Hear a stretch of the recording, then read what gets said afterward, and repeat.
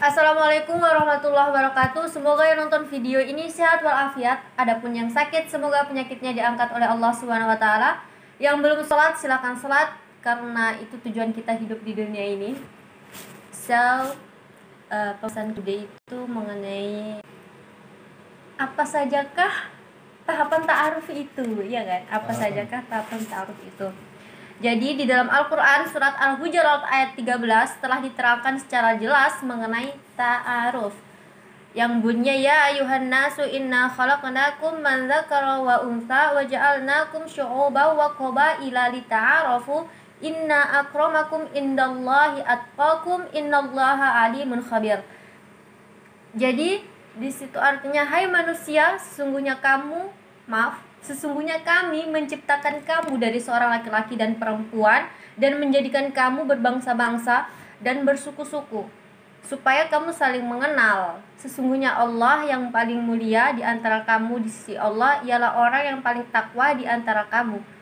Sesungguhnya Allah Maha mengetahui lagi Maha mengenal. Gimana sih? Lagi Maha mengenal. Yes, seperti itu maknanya. Aku bakalan bagiin tahapan-tahapan ta'aruf banyak banget kan yang menyalahgunakan ta'aruf. Maybe I don't know itu all people yang melakukannya atau hanya beberapa, tapi kadang kan ada yang menyalahi gitu kan. So ini tahapan ta'aruf yang aku kutip dari ustadz ya, beberapa ya, intinya itulah. Pertama, proses ta'aruf yang pertama itu ada datangi kedua orang tuanya.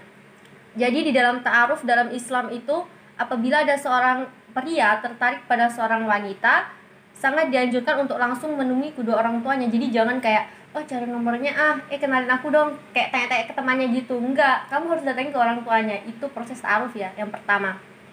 Yang kedua, jalin komunikasi. Jadi jalin komunikasi di sini tuh saling menanyakan berapa hal.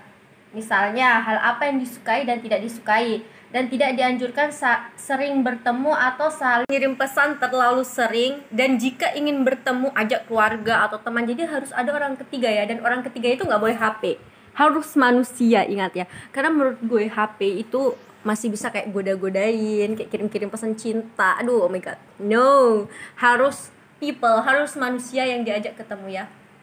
Yang ketiga, tidak berduaan, tidak berhalawat ya. Tadi tuh kayak hampir sama dan poin 2 ya. Jadi kalau kalian ingin saling mengenal, tapi saling mengenalnya kayak bertemu gitu, harus ada orang ketiga. Ya entah itu gurunya, ayahnya, atau kakaknya, atau temennya boleh. Tapi kok temennya kayak masih bercanda-candaan gitu gak sih? Masih bisa kan kayak goda-godain gitu. Kalau sama teman-teman, kalau sama orang tua kan gak bisa. Itu namanya baper-baperan tuh gak bisa.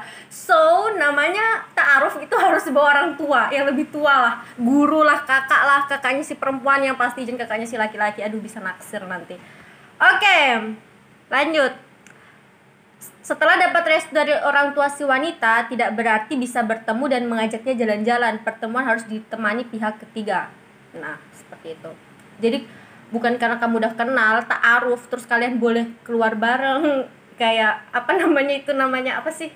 Kayak saling mengenal tapi di luar. Oh no, tidak bisa. Harus di rumahnya si wanita. Yang keempat, tundukkan pandangan.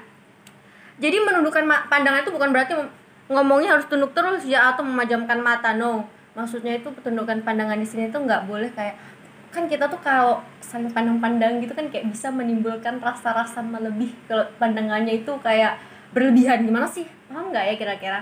Ya intinya itu menundukkan pandangan, tapi bukan berarti tunduk begini terus ya. Masa ngomong sama orang nunduk gini terus, ya nggak bisa. Yang keempat, salat istikharah. Jadi setelah mendapatkan data foto, terus mungkin CV-nya sudah kamu dapat, kamu bisa sholat istikharah agar Allah memberi jawaban yang terbaik. Ketika melakukan sholat istikharah, jangan ada kecenderungan terlebih dahulu kepada calon yang diinginkan.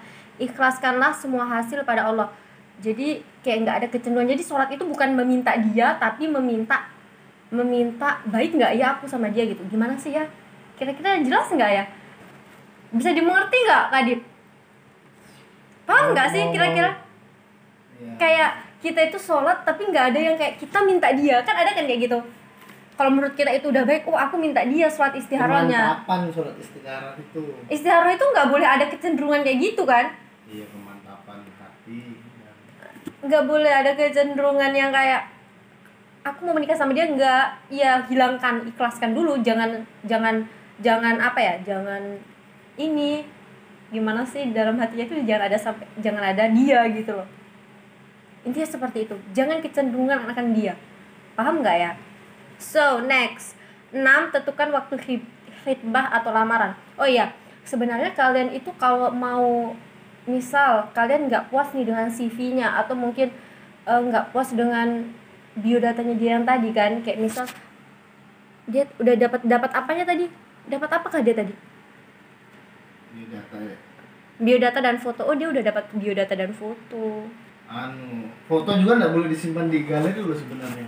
Sebenarnya itu tak kan, kita bisa minta toh si laki-laki kayak, ih pengen dong lihat wajahnya gitu. Tapi kenapa harus foto? Kenapa nggak datangi aja orangnya, ya kan?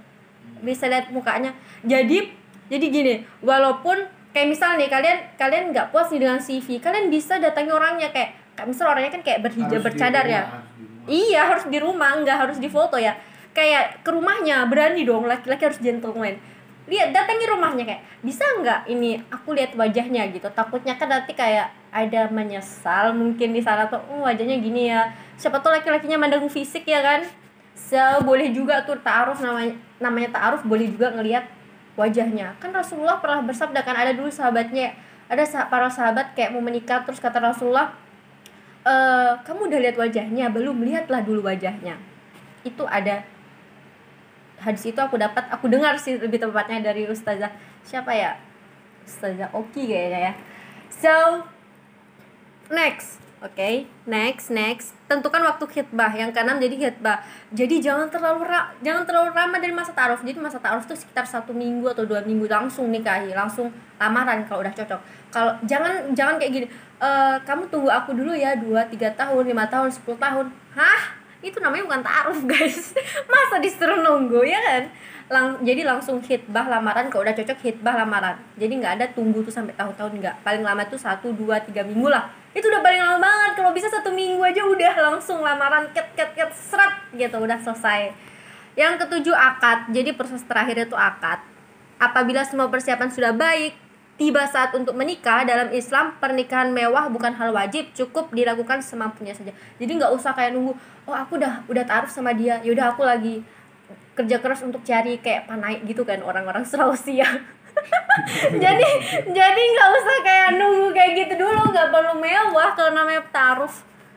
Ya walaupun nggak ta'aruf, nggak usah nunggu mewah, ya nggak sih, gimana sih? Itu secara agama, tapi kan mereka secara suku, jadi nggak bisa disalahkan. Iya, tapi itu nggak bisa juga disebut ta'aruf kayak gitu. Ta'aruf itu 1 minggu 2 minggu harus udah, kalau udah cocok nikah, kalau nggak cocok ya udah tinggalin. Oke, kayak gitu. Kalau kalian kayak ada tunggu-tungguan tuh kayak sama aja sih sama orang-orang lainnya, kayak pacaran apa semua kan kayak gitu juga, menunggu juga kan, orang pacaran itu menunggu kapan nikahnya, ya kan? Ya udahlah ya, kayak gitu. Oke, itu aja dari saya. Mungkin ada salah kata dari gue, I'm so sorry. Sekian video saya kali ini, kurang dan lebihnya mohon dimaafkan. Kalau ada salah, itu datangnya dari diri saya sendiri, dan benar itu datangnya dari Allah Subhanahu wa Ta'ala. So, karena saya di sini juga belajar dengan cara menyampaikan ke teman-teman yang belum subscribe, silahkan tekan tombol di bawah sini biar tahu kalau ada video terbaru lain di YouTube ini. Dan tombol lonceng. Dan tombol lonceng jangan lupa. Kak Adip ini ada nama-namain. So, goodbye. Waalaikumsalam warahmatullahi